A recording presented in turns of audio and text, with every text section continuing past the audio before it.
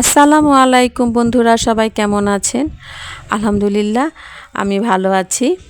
সামনে ঈদ চলে এসেছে, সবাই এখন গরু কেনা নিয়ে ব্যস্ত। আমাদের আজকে দুটো গরু আনা হয়েছে।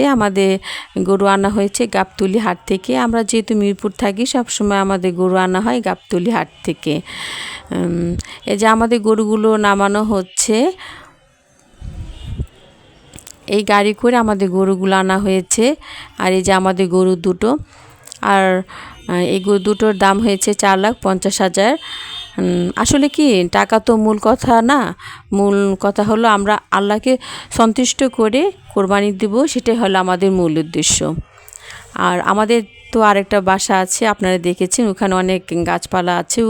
আর ওখানে গরু রাখলে গাছপালাগুলো নষ্ট হয়ে যায়। এর জন্য আমাদের আরেকটা যে বাসা আছে, ওই বাসার মধ্যেই গরুগুলো রাখা হয়েছে। আর এখানে দেখা করাশোনার জন্য আমাদের আলাদা মানুষও আছে, কোনো সমস্যা হয় না।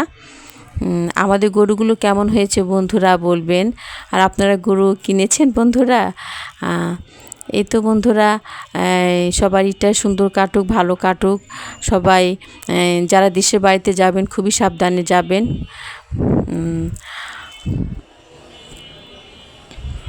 সবাইকে ঈদের অনেক অগ্রিম শুভেচ্ছা। সবাই ভালো থাকবেন, সুস্থ থাকবেন। ওকে বন্ধুরা, আল্লাহ হাফেজ, টাটা।